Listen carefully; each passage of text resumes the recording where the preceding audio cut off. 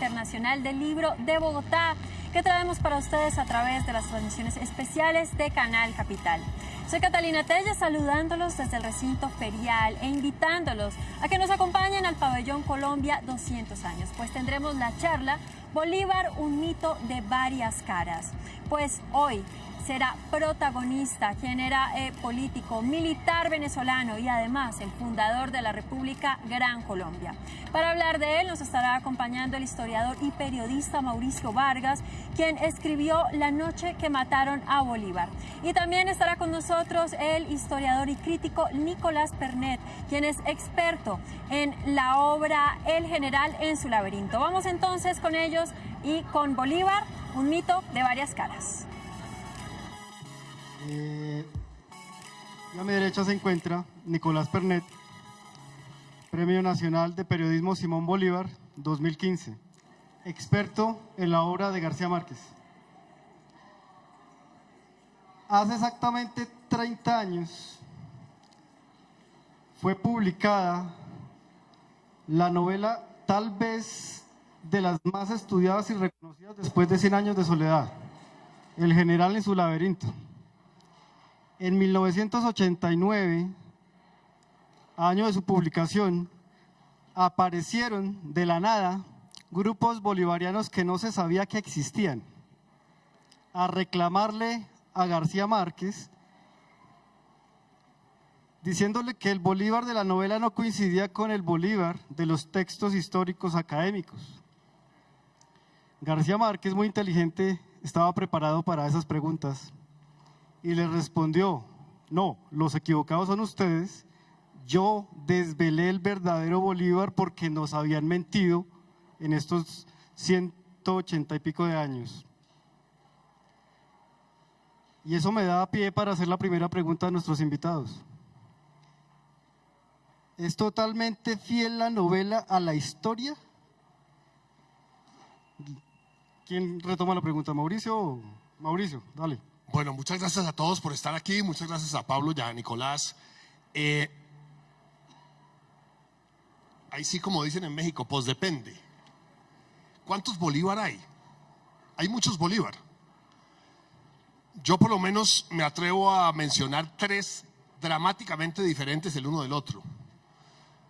Está el Bolívar revolucionario, el de la guerra-muerte, el de la primera mitad, digámoslo así, de la década del 10, el Bolívar que entrega a Miranda a los españoles porque considera que Miranda ha traicionado la revolución, el Bolívar, repito, de la guerra-muerte, de las campañas que ocurren entre el año 11, 12, 13, 14, 15, 16, el Bolívar de Haití, el Bolívar que va a liberar a los esclavos como compromiso que asume con el libertador haitiano Pétion. Ese es un primer Bolívar. Luego hay un Bolívar republicano, liberal, que es el Bolívar de Angostura, que es el Bolívar de los primeros años de la República, que es el Bolívar que deja a Santander, hombre de las leyes, a cargo del manejo de los tres grandes departamentos de Colombia, no de la Gran Colombia. Esa expresión Gran Colombia es un invento posterior de los libros de historia. Nadie nunca habló de la Gran Colombia, era Colombia simplemente, ni grande ni chiquita. Ese Bolívar, digamos, republicano, liberal, respetuoso de los derechos, respetuoso de la controversia, respetuoso de la contradicción. Ese Bolívar que llega a decirle en Guayaquil al general San Martín, cuando San Martín le propone traer un príncipe europeo para gobernar en el Perú, con la tesis de que estas eran naciones muy jóvenes para gobernarse ellas mismas, y Bolívar se indigna, que Bolívar le parecía eso aterrador. No podemos haber liberado estas tierras de un rey para ponerles un príncipe, esto deben ser presidentes. La convicción republicana y liberal de Bolívar está ahí. Luego está el dictador del Perú, el que comprende que San Martín tenía toda la razón del mundo, en el caso al menos del Perú, porque es que en el Perú la independencia la hicieron colombianos, venezolanos, argentinos, chilenos y muy pocos peruanos, mientras que el ejército real del Perú era de peruanos. que más que querer la independencia, querían que Fernando VII se trasladara a Lima, a gobernar desde Lima, como en efecto ocurre con el emperador de Brasil, que era el rey de Portugal. Ese Bolívar que se vuelve mano dura, que se vuelve intolerante frente a la crítica y el debate, es el Bolívar que llega del sur a Colombia, que ya se ha distanciado de Santander, que rompe definitivamente con Santander, y el Bolívar dictador de antes y de después de la noche septembrina. Entonces, depende de cuál Bolívar. Depende de cuál Bolívar. Es una gran equivocación tratar a estas personas, lo mismo a Bolívar, lo mismo a Santander, lo mismo a Miranda, lo mismo a San Martín, lo mismo a O'Higgins, tratarlos como una foto quieta, como un rostro congelado. Son personajes dinámicos. Ellos no terminaban de entender muy bien lo que se estaban inventando. Y además lo que se estaban inventando no existía, salvo en Estados Unidos, donde se lo estaban inventando. Y todavía no se lo habían acabado de inventar. Entonces, pretender que haya un Bolívar de decálogo al que uno se puede aferrar y afirmar y agarrar, y este es mi Bolívar, el único que hay, es un gran error. Hay tantos Bolívar como novelistas quieran leer a Bolívar. Yo soy solo un novelista que ha hablado de Bolívar, uno de muchos, y tengo varios. Imagínense cuántos Bolívar más puede haber si solamente yo tengo por lo menos 3 o 4. Buenas tardes. Siguiendo con la idea de Mauricio Vargas, sin duda hay varios Bolívares, como hay varios Mauricio, varios Nicoláses, varios Pablos. O sea, es inevitable un proceso humano, histórico, que nos cambia en cada paso. Sin embargo, yo creo que no hay tantos Bolívares como se han inventado. Creo que Simón Bolívar depende mucho de los ojos de quien lo mira, y cada persona, cada novelista o cada político que lo ha mirado ha querido ver en él un Bolívar distinto y ha acomodado las cosas de tal manera que se acomode al Bolívar que él quiere.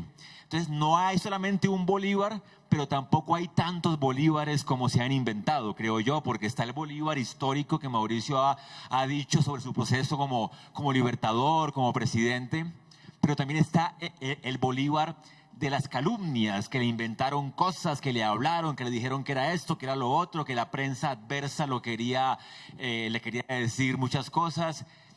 Está el Bolívar de la leyenda, está el Bolívar que se imaginó el resto de los americanos en los siguientes siglos. Entonces, el Bolívar cambia de acuerdo a quien lo mire. Obviamente, cada quien lo mira con un código particular.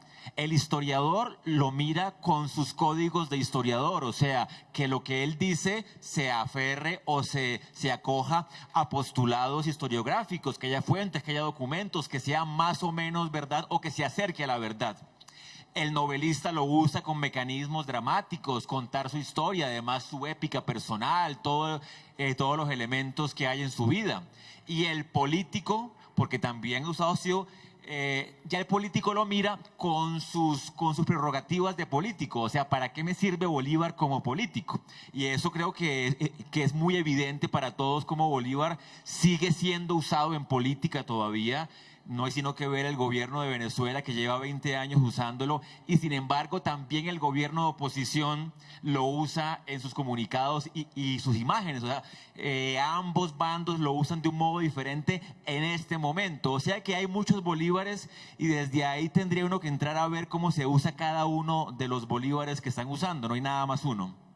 Una acotación, Nicolás, sobre eso, que es muy cierto, y es: prueba máxima de todo esto es que Bolívar sea el símbolo de la revolución bolivariana de Chávez muy pocas décadas después de haber sido el ídolo del conservadurismo colombiano y de Laureano Gómez. Contra Santander, teóricamente el liberal. Esa es la prueba de las 1000 caras del mito. Claro, y de toda esa utilización. afirma el mito. De toda esa utilización.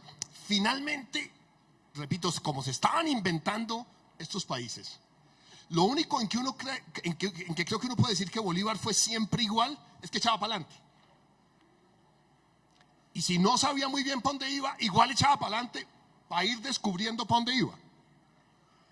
Y esa sí es una característica que lo acompaña al revolucionario, al republicano y al dictador. Pero un último elemento para darnos cuenta de lo difícil que es etiquetar. Santander liberal, Bolívar conservador, Bolívar es el padre del Partido Conservador, Santander el padre del Partido Liberal.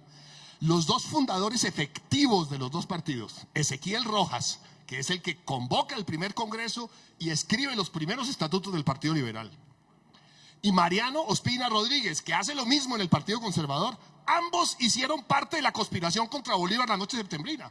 Ambos estaban en el complot, ambos trabajaron para matar a Bolívar, lo que habla además muy tristemente del origen de los partidos colombianos.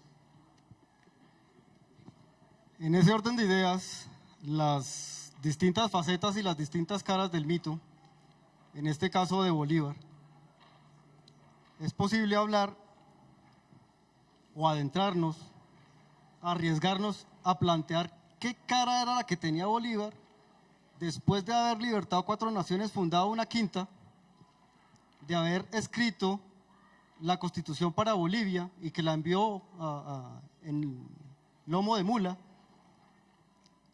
y llega de regreso y es el personaje más odiado después de haber dado la libertad.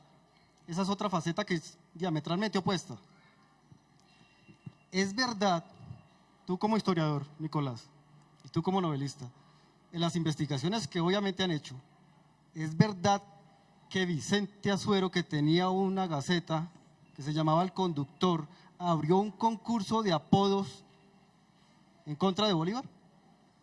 Yo no sé si llegó a publicarlo, no sé si Nicolás tenga registro de que eso haya sido publicado El Conductor, pero que en las tertulias, porque El Conductor era un periódico en torno al cual se hacían tertulias permanentes y conspiraciones y todo lo demás,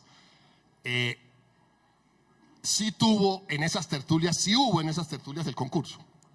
Hay testimonios de eso. Yo no sé si llegó eso a ser así de claramente planteado El Conductor, no me parece recordarlo, pero no, tampoco sería extraño. Esos periódicos, digamos, iba a decir liberales, pero esa no es la palabra para el momento, iba a decir santanderistas, pero eso mismo también es reduccionista. Los periódicos anti-Bolívar del momento piden el asesinato de Sucre. Dicen que ojalá Obando haga en el sur lo que no fueron capaces de hacer en Bogotá y dejaron ir a Sucre hacia el sur. Fugitivo, decían ellos. ¿Cuál fugitivo? Sí, fugitivo del horror de la política, de todo eso y del poder, para estar con su esposa y con su hija, con quienes prácticamente nunca había estado. Entonces, que lo hayan publicado o no, no sé, pero que lo plantearon y hay testimonios, sí. Y sin duda hay muchos insultos, muchos apodos, muchas formas de referirse a Bolívar.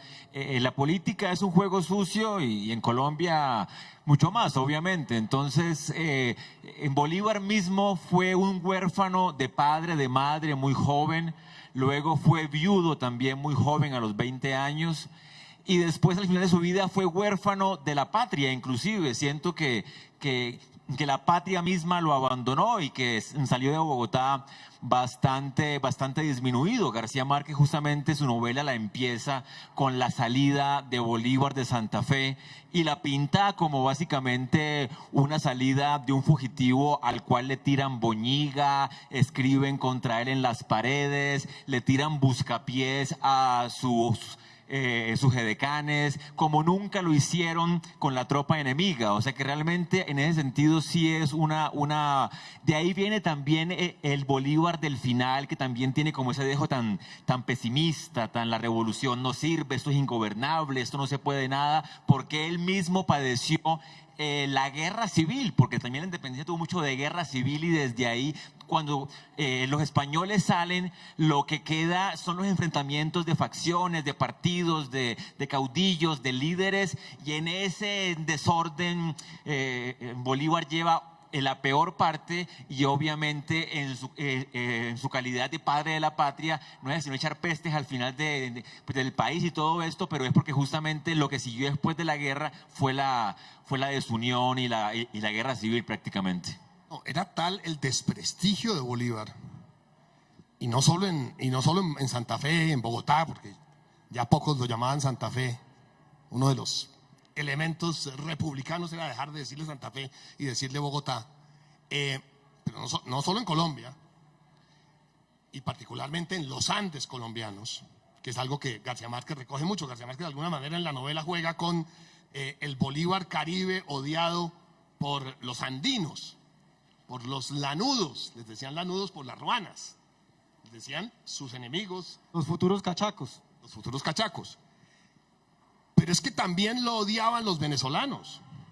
Es que Bolívar se iba para Europa y no para Venezuela porque Páez y el gobierno venezolano no lo recibían. Y le exigieron al gobierno colombiano, al presidente que reemplaza a Bolívar por pocos meses, que Bolívar no solamente no pudiera a Venezuela, sino que se tenía que ir de la Nueva Granada, de Colombia, de lo que hoy es Colombia. Es decir, a Bolívar no lo querían aquí, pero tampoco en su tierra. No es que los lanudos lo odiaran y los caribes lo quisieran, no, los caribes también lo querían fuera, los caribes de Venezuela. Donde más o menos lo seguían queriendo era en Cartagena, era en Santa Marta, donde terminó pasando sus últimos días. Pero en parte lo querían porque estaba enfermo, porque lo vieron moribundo y entendieron que ya no era peligro para nadie.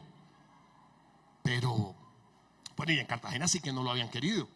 De Cartagena, él no está defendiendo a Cartagena cuando el sitio, porque los líderes cartageneros lo odiaban y lo habían sacado de Cartagena, y él le había tocado irse antes de que empezara el sitio de Cartagena. Les pregunté por el concurso porque es muy posible que haya llegado a un fin y que haya salido a la luz a través del conductor, el diario de Azuero, una cantidad de apodos. Es posible que García Márquez haya utilizado el de longanizo que sale en la novela, General en su laberinto. Lo pregunté porque tu novela, la que cierra la trilogía, comienza con el fusilamiento de Santander, muñeco de paja, en la quinta, hoy de Bolívar, a manos nada menos ni nada más que de Manuelita Sáenz. Y pienso, esto es a título personal, que es una forma de vengarse de ese odio colectivo social.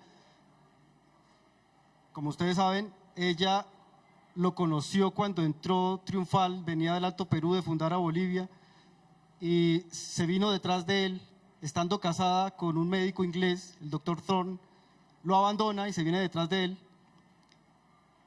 Y ese acto de fusilar a Santander es, aparte de sacudirse todo ese odio, ¿no estará reiterando el concurso del que estábamos hablando? Claro, pero en el momento en que ella fusila ese muñeco de paja con el nombre y el rostro de Santander y trae a un cura para que le dé para que lo confiese, todo esto en una fiesta. Bolívar no está en Santa Fe, Bolívar no está en Bogotá, no está en la Quinta. Bolívar está por fuera, está en Venezuela tratando de negociar que Venezuela no se separe. El que sí está es José María Córdoba, que Córdoba, le da quejas a Bolívar, que se indigna una carta, lo que Manuelita está haciendo, y le escribe una carta a Bolívar contándole, y Bolívar le da la razón.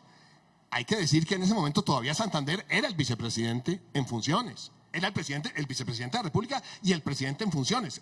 Ese Santander al que Manuelita está fusilando. Dicho de otra manera, Manuelita, que tenía muchas otras virtudes, había un gran defecto que sí tenía, y era que era absolutamente incendiaria, y era lo que hoy llamaríamos crispadora o polarizadora. Porque lo que había en ese momento, en ese Bogotá de primeros años de la República, era una gran polarización que llevaba a esos apodos. El de longaniza, entre otras cosas, como una manera de decirle Sambo, decirle que no era blanco, que era morenito. un insulto. O sea, decirle Claro, negro era un insulto enorme. Que no era blanco de calidad, que era la expresión que se usaba en las catedrales para describir a los que no tenían mestizaje. Blanco de calidad. Qué horror. Bueno, pero era la época. Ahora, Nicolás, te Yo voy a creo hacer una yo quiero seguir con la idea de la pelea Santander-Bolívar, que sin duda la hubo, pero también hay muchas formas de ver la historia y creo que la historiografía y sobre todo la novelería colombiana se ha enfocado mucho en la pelea Santander-Bolívar, que la hubo, no la voy a negar, pero también todo puede verse de muchas maneras, o sea, Santander y Bolívar fueron copartidarios, estuvieron juntos en la guerra de independencia y luego en la República van a enfrentarse, pero uno puede ver que Santander contuvo muchos impulsos de Bolívar, que quería plata para la guerra y quería quedarse en el poder. Y Bolívar impulsó a Santander también a ver más allá de la frontera de Nueva Granada y a pensar en el Perú, que sin el Perú no es posible la libertad. O sea que también hay una forma de trabajo en equipo que siento que se tiende a olvidar demasiado. Seguro que sí, Nicolás, y no solo eso, la profunda admiración del uno por el otro. Y en especial la gran admiración que Bolívar le tenía a Santander, que está además expresada en muchísimas cartas. Santander le expresaba su respeto y le hacía venias, pero Santander tenía mucho esas modas elegantosas que Bolívar eventualmente no tenía, y entonces uno siempre que lee a Santander elogiando a Bolívar o dirigiéndose a Bolívar con elogios, uno desconfía un poquito de qué grado de salamería podía haber ahí. Pero en el caso de Bolívar, que era tan francote y tan atravesado incluso, los elogios a Santander eran terriblemente sinceros. No habría podido, dos cosas que Bolívar le debe enteramente a Santander. Uno, ganar por primera vez una guerra. Bolívar había perdido 3 veces la guerra en Venezuela, hasta que conoció a Santander, y Santander le construyó un ejército que después de pasar el páramo de Pisba quedó vuelto pedazos. Lo que llegó a Socha fue el esqueleto de un ejército, como bien lo describen Bolívar y Santander en ese momento. El esqueleto de un ejército, los restos de un ejército, es lo que llega a Socha y acampa en Socha. Y Santander vuelve a construir el ejército con campesinos boyacenses que se suman a estos llaneros venezolanos, a lo que quedaba de los británicos y a lo muy poquito que quedaba de los negros que se habían unido en los llanos a Bolívar y que fueron, por estar acostumbrados ellos a aguantar el calor del llano y el calor del trabajo en el llano, los que peor aguantaron el paso del páramo de Pisba. Donde hubo mayor mortandad fue entre los soldados negros. Esos restos del ejército Santander los usa para reconstruir con soldados boyacenses del altiplano, que se quitan la ruana y se ponen el uniforme, ese ejército que por fin es victorioso, primero en el pantano de Vargas y luego en Boyacá. Y el segundo gran favor o el segundo gran servicio que Santander le hace a Bolívar es conseguirle la financiación para el resto de la independencia, para liberar lo que hoy es Ecuador, para liberar lo que hoy es el Perú y lo que entonces era el Alto Perú y hoy es Bolivia. Yo quiero reafirmar esa idea de que políticamente como país es importante qué mito de origen tenemos. Y si el mito de origen que tenemos es el de 2 padres de la patria que se detestaban, que se peleaban, que se odiaban, el país va a seguir repitiendo eso. También se puede ver de un modo distinto que en medio de la confrontación de ideas se construyó un país y los dos contribuyeron a su manera. Y creo que eso es importante verlo de un modo distinto. La historia no se puede cambiar, pero se puede reescribir y reentender. Nicolás, ¿qué tanto se merece históricamente hablando el rótulo de libertadora del libertador Manuelita Sáenz? Bueno, Manuela Sáenz, yo no le digo Manuelita porque yo no la conocí. Eso me parece que es una cosa muy de confianza, como decirle Gabo a Gabo, yo no lo conocí, tú sí, pero yo no. Manuela Sáenz era una mujer que tuvo sus méritos particulares, militares, inclusive fue coronela. En Quito hizo parte del movimiento independentista. San Martín mismo la reconoció por sus méritos. Bolívar también tuvo su hora de reconocerla. Y también creo que nuevamente la novelería la ha condenado a ser la amante de Bolívar de una manera que es cierta, pero que no es la única cosa que hizo. En su manera de enfrentar las ideas políticas que no compartía, de enfrentar el gobierno español en América, sin duda fue una mujer muy especial, revolucionaria, no solamente en su vida política, sino también en la personal, de ser libre, de vestirse como quería, de estar casada y a pesar de eso ser muy libre en su vida sentimental con Bolívar, digámoslo así. Fue una especie de pareja abierta la que vivieron con su esposo James Thorpe, porque nunca se divorció mientras estuvo con Bolívar tampoco. Y claro, y está el famoso suceso que sabe más Mauricio sobre la noche de septiembre, donde gracias a ella yo sí creo que se salvó y sí creo que fue en gran parte lo que evitó que Bolívar muriera en Bogotá, porque es que también es que si eso tiene éxito, Bolívar hubiera muerto en Bogotá asesinado. Esa es una historia muy diferente. O sea, si la muerte de Sucre bajando a Quito nos impacta, piensen en la posible muerte de Bolívar en Bogotá. Hubiera sido realmente una mancha muy... o una especie de mojón en la historia muy grande, muy duradero, y sí creo que esa noche lo salvó. No sé qué piensa Mauricio. Sí, totalmente de acuerdo. Es decir, esa lápida sí que hubiera sido imposible quitárnoslas de encima. Por fortuna, Bolívar se salva esa noche. Lo salva Manuelita, sí, pero también lo salva toda la torpeza de los conspiradores, que es un desastre, es lo que dirían en España una chapuza absoluta, es decir, es una cosa terriblemente mal planeada y peor ejecutada de unos incompetentes absolutos. Pero hay otro elemento en el que Manuelita es una libertadora de Bolívar. Y obviamente sobre esto no hay documentos históricos, ni hay partes de batalla, ni nada, pero hay algunos elementos en cartas de Bolívar y en documentos de Manuelita que apuntan hacia allá. Y ahí obviamente hay que comportarse más como novelista y elevar la realidad a la ficción. Yo no digo, la gente tiende a pensar que realidad es una cosa y ficción es otra cosa, no. Gabo decía justamente que la ficción era otra manera de contar la misma realidad. Pero es muy probable que Bolívar se haya vuelto un hombre más competente en la cama a partir del momento en que conoce a Manuelita. Hay algunos indicios sobre eso, muy escasos, porque pues de eso no hay partes de guerra, lamentablemente. Pero lo menciono no simplemente por la anécdota y por el morbo, no. Lo menciono porque de muchas maneras Manuelita lo liberó de muchas cosas. Le liberó la mente para muchas cosas. Lo hizo ver a la mujer como algo más que simplemente la conquista que él tenía en cada pueblo que conquistaba, en cada pueblo que liberaba. Es decir, Bolívar aprendió a respetar a la mujer aprendió lo que podía aprender un hombre de principios del siglo XIX en cuanto a respeto a la mujer a través de Manuelita. Y la gran enseñanza de Manuelita en la historia colombiana tiene mucho que ver con eso. Cuando se comportaba como esa mujer libertaria, más que libertadora de Bolívar. Allá quería llegar, porque se habla de 17 atentados contra el Libertador, 2 de los cuales lo salvó Manuelita. Hay uno que es muy famoso, el antiguo, ahora Teatro Colón, se llamaba Teatro Coliseo. El Coliseo, se llamaba el Coliseo. Organizaron una fiesta de disfraces, una mascarada. A ella no la invitaron porque la odiaban. Y ella se entera que a las 12 de la noche en esa mascarada van a matar a Bolívar.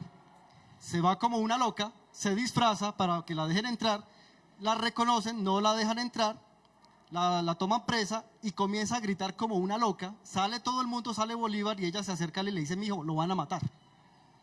Y él le cree. Es que el que recibe la lección de libertad total, el primero que la recibe es Bolívar. Y lo que tú acabas de decir, estoy completamente de acuerdo. Es una lección que todo el país y el continente terminó aprendiendo. Ese atentado del Coliseo tiene una versión santanderista, en la cual es Santander quien salva a Bolívar. Y es posible que las dos sean un poquito ciertas. Haciéndose el loco de pronto.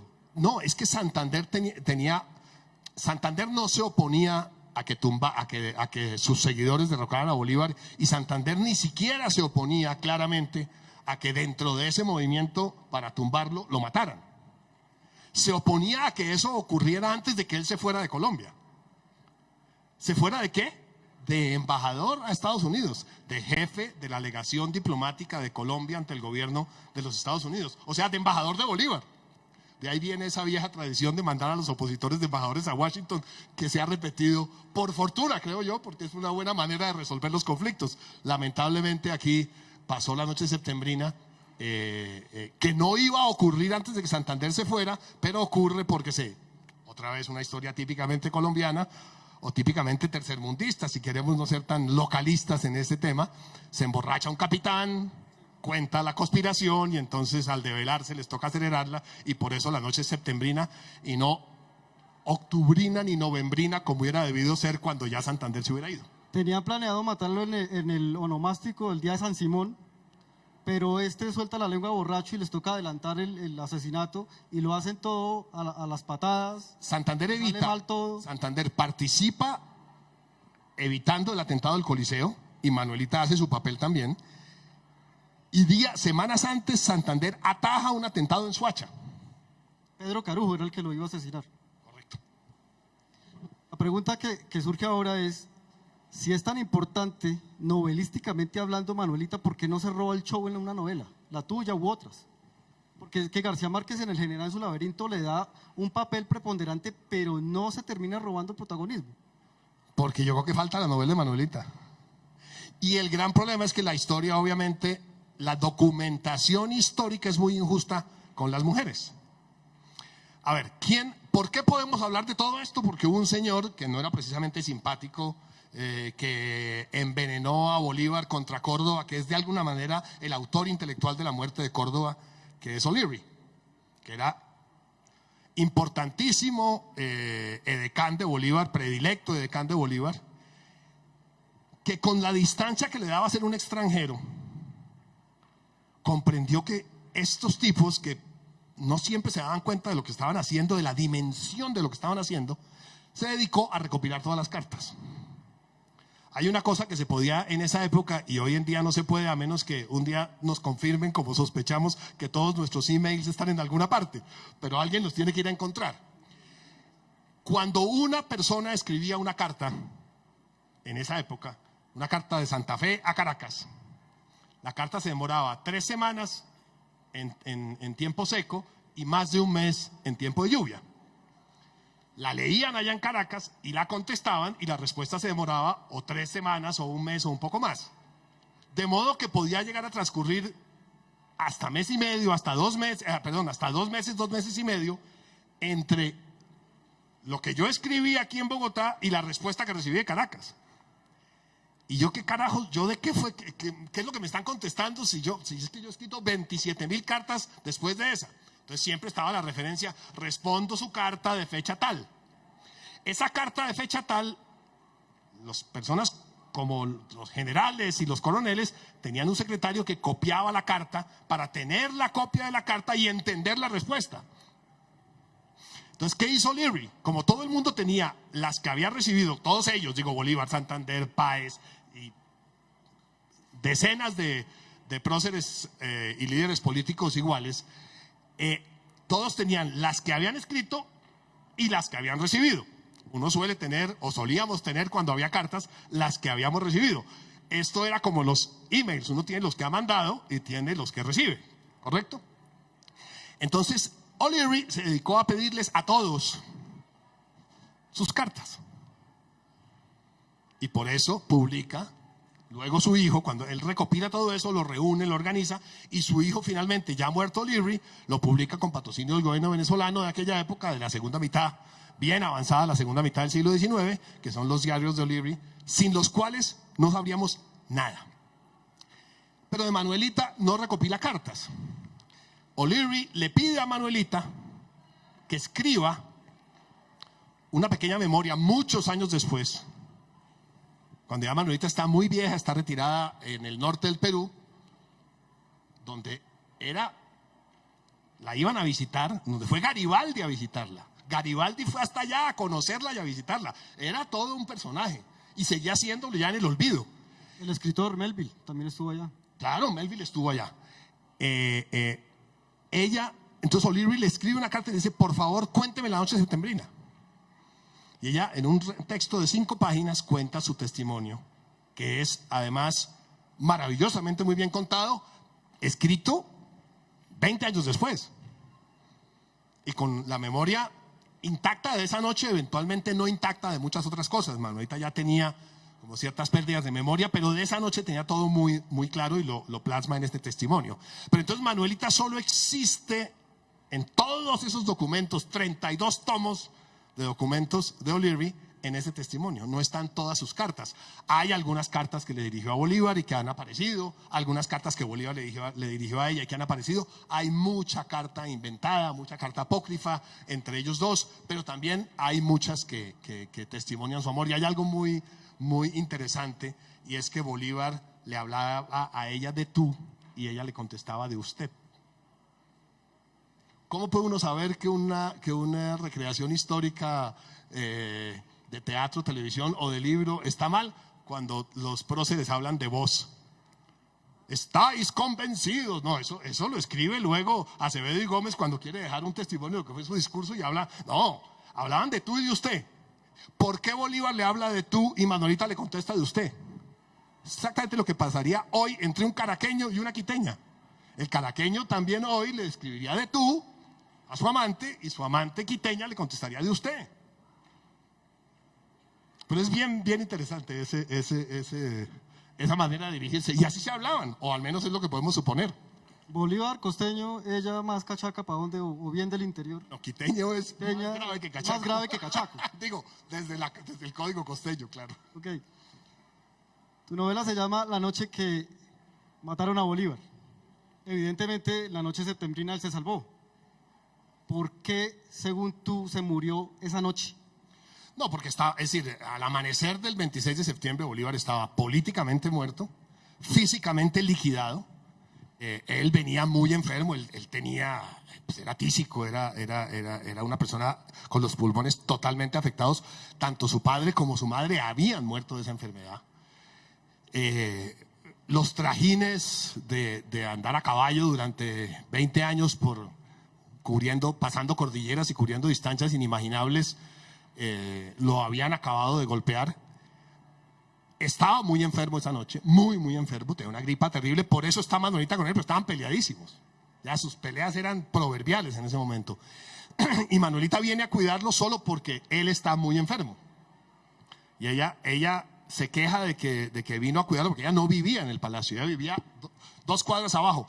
Si ustedes suben la calle de la Plaza de Bolívar hacia el Palacio de San Carlos, hacia la entrada que hoy es la entrada de la Cancillería, que en esa época era la entrada de la tropa y de los cocheros, en la parte de atrás la Cancillería se entraba, era por la carrera. Por eso él puede escaparse por el balcón, porque ese no era el frente de la casa, el frente de la casa era sobre la carrera, no sobre la calle. Él se escapa por lo que era el frente de la entrada, digamos, de servicio, de las caballerizas. Ella vivía hay una casa blanca de balcones verdes y marcos de ventana verde, donde hay un museo de la aviación con un avión ahí atravesado en la mitad, se llama la Plazoleta de San Carlos. En el segundo piso de esa casona, Manuelita había arrendado un piso para no vivir en el palacio, porque realmente con Bolívar se peleaban un día sí y otro también, y se dejaban de hablar varios días. Y ella la manda a llamar y ella va al palacio, ella va a San Carlos, pues porque le dicen que le está muy mal, y ella se queja de que ella tiene migraña, con una expresión de la época preciosa: tengo dolor de cara.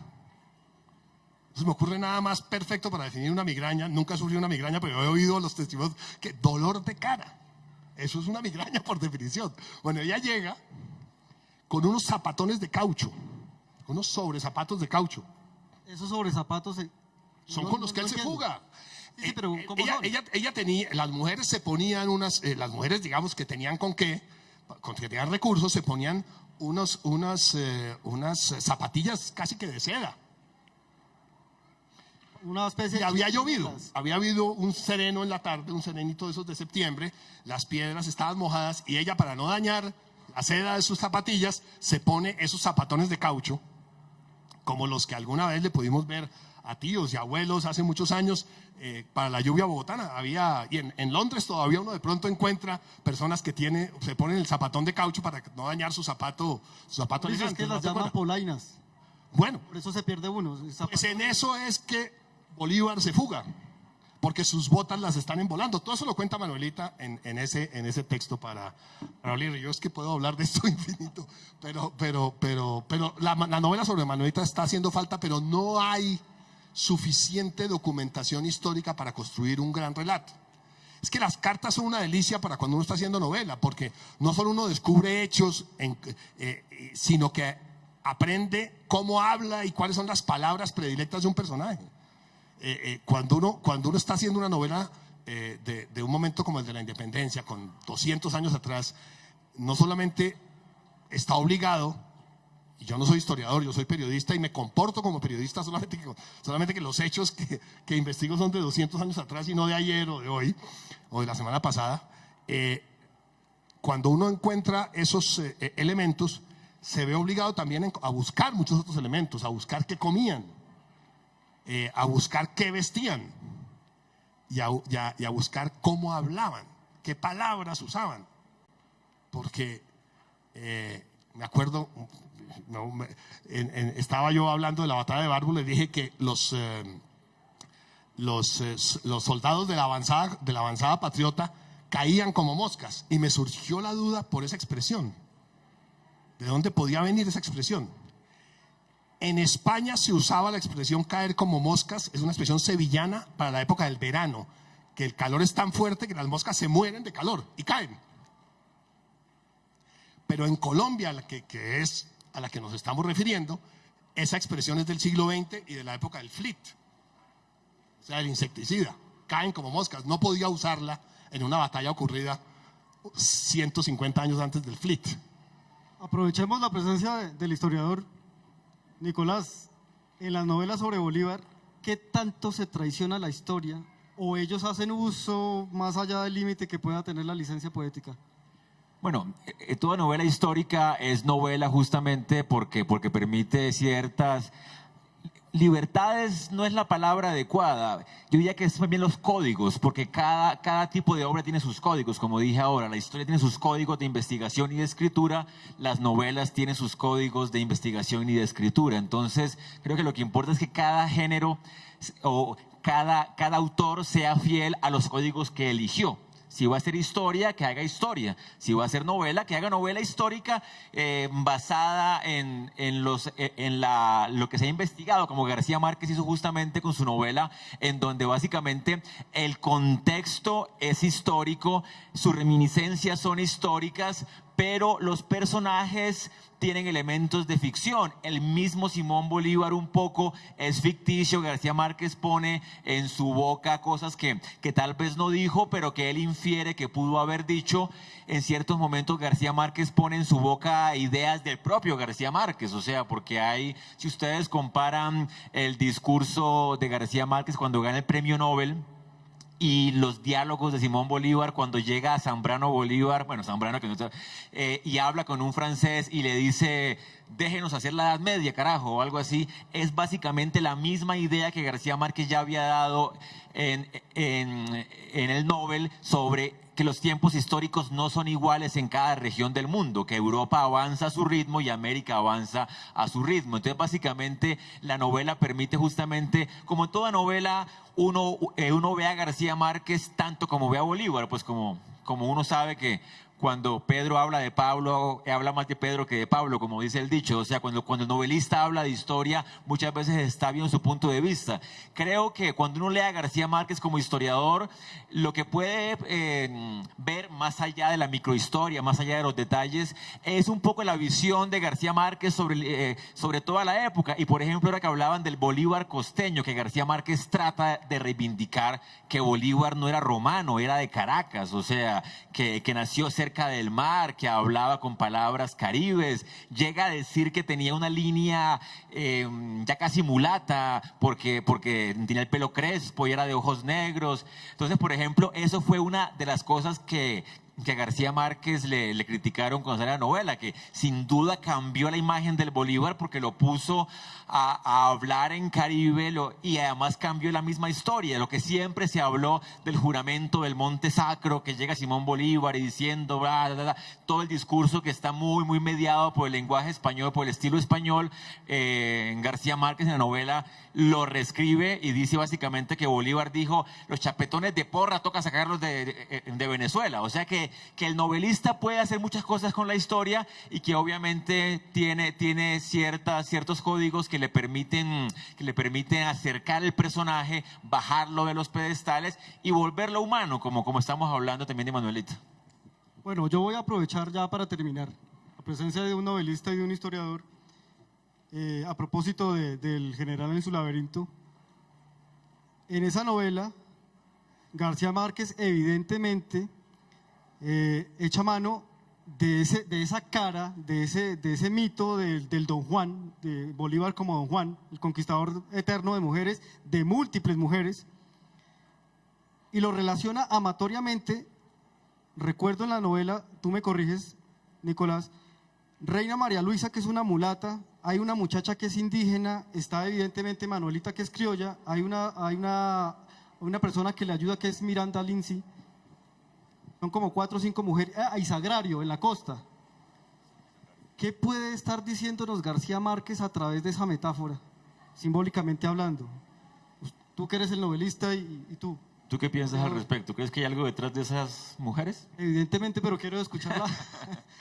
No, pues yo pienso que uno de los temas de Bolívar que es tan atractivo para novelistas, para historiadores y para el público es que, ¿cómo decirlo? Bolívar tiene ese elemento latino, por ejemplo. Entonces se habla de su vida política, de sus guerras, pero de sus amantes. Un poco es la idea que la novelería vende de Bolívar y que vendió también de Miranda, que sin duda eran hombres del Caribe y eran muy dados a ese tipo de excesos amatorios.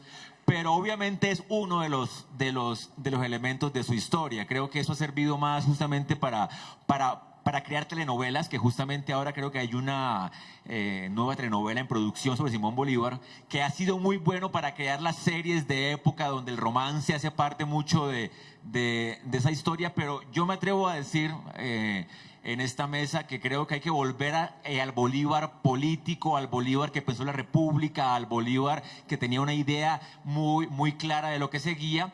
Las historias de amor son muy atractivas, muy agradables, pero creo que es uno de los elementos dentro de su historia, que García Márquez, además, sus mujeres creo que las inventoras de la novela, muchas son ciertas, como Manuela obviamente, pero otras son creadas por García Márquez en medio de su historia. Hay 2 ciertas y las otras 4 son inventadas, pero...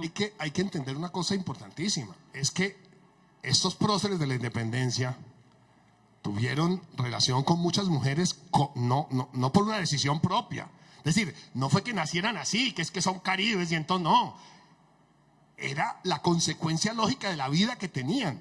Porque ellos no tenían vida de hacendado con su esposa y sus hijos, cuidando un ganado y unas siembras en el sedentarismo total. Eran todo lo contrario de eso. Bolívar además era viudo desde muy joven y nunca se volvió a casar. Entonces era un hombre libre. No que hiciera falta en esa época que el hombre fuera soltero para comportarse de esa manera. Que cumplió el juramento de no volverse a casar. Claro, y él se lo explica a Manuelita en el caso de mi novela Ahí le dejo la gloria, porque hay un testimonio de Manuelita sobre eso. Le explica que él dejó todo por la guerra. Y se enamora realmente de Manuelita, que ese es, digamos, el elemento excepcional de Manuelita, que es que realmente Bolívar se enamora de ella. Es la mujer de la que se enamoró. No fue la mujer con la que pasó unas noches, porque mujeres con las que pasara noches hubo muchas. En el caso de Sucre se casa por poder. Sucre está, es que imagínense las distancias en esa época. Sucre está en el Alto Perú y su esposa está en Quito, o su novia está en Quito, y se casa por poder. Va un representante de él allá con unos documentos firmados por él y se casa por poder.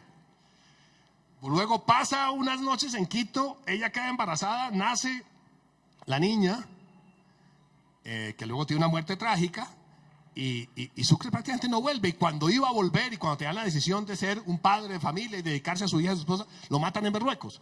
Pero lo que quiero decir es que era inevitable con esas distancias. Hombre, no había llamada de FaceTime. No había llamada de FaceTime para conversar.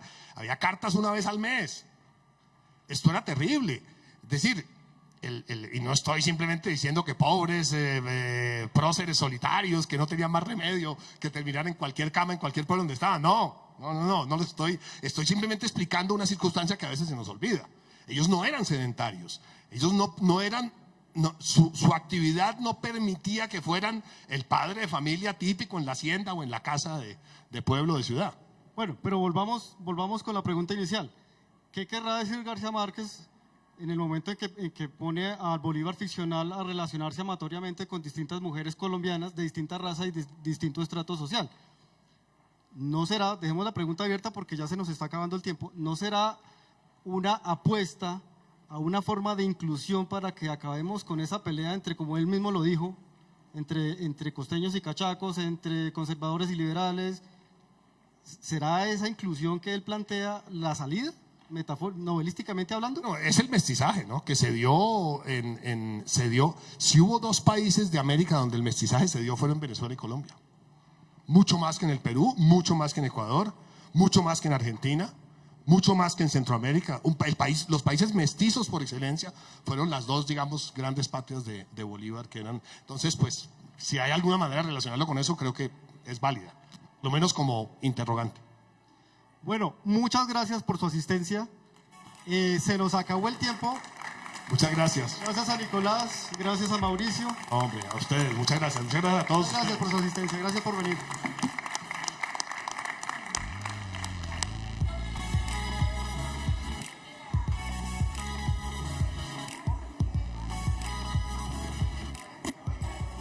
Muchas gracias por su asistencia. Lamentablemente se acabó el tiempo, no podemos recibir la pregunta.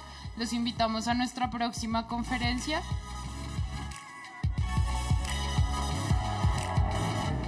Y de esta manera llegamos al final de esta charla que nos demuestra y nos permite además analizar las distintas versiones que hay del Libertador y además la manera como ha sido retratado, pero también la fascinación que ha generado su historia y también sus logros en el mundo de la literatura.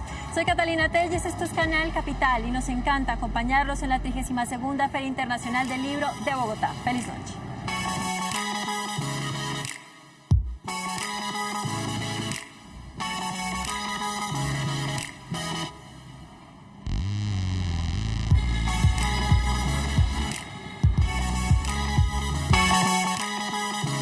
Canal Capital presentó